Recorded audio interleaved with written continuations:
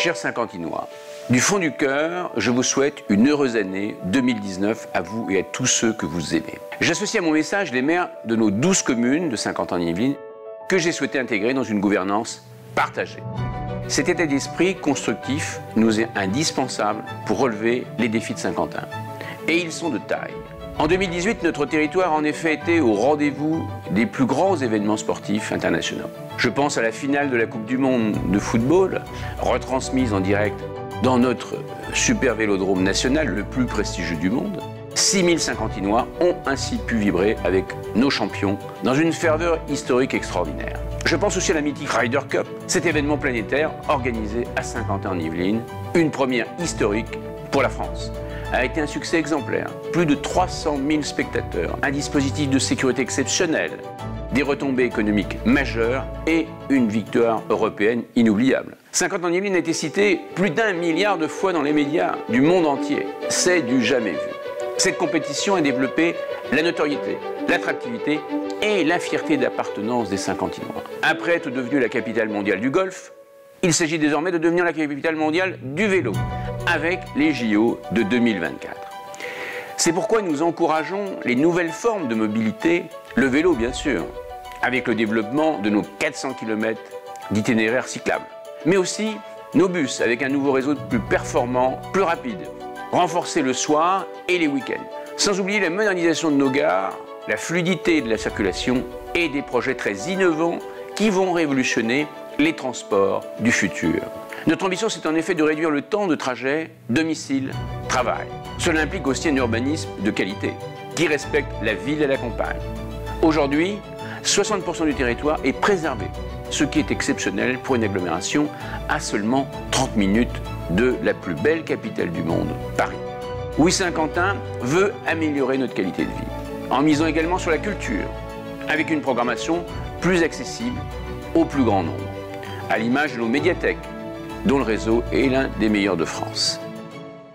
Mais pour réaliser tous ces projets ambitieux, il faut garder le sens des réalités économiques.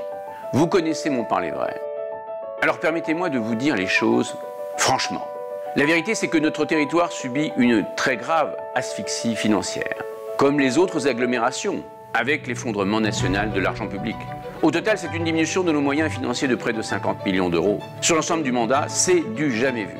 Sans parler des incertitudes liées à la taxe d'habitation qui provoque une imprévisibilité budgétaire et une crise des maires sans précédent. Face à ce tsunami financier national, il faut donc intensifier nos efforts budgétaires. Même si Saint-Quentin est mieux armé que d'autres territoires grâce à une gestion rigoureuse de votre argent. Notre bonne gestion a ainsi été récompensée par l'agence de notation internationale Standard & Poor's. Nous avons en effet intensifié notre désendettement de 80 millions depuis 2014, et cela sans augmenter les impôts. C'est presque une prouesse dans le contexte actuel. C'est pour nous une priorité au moment où les Français ressentent un ras-le-bol fiscal. C'est pourquoi nous allons continuer à miser sur le développement économique de nos entreprises. C'est notre meilleur rempart face au désengagement de l'État. Il s'agit d'attirer plus d'entreprises. Ce sont nos principales ressources fiscales pour continuer d'offrir à nos habitants des services publics de haute qualité.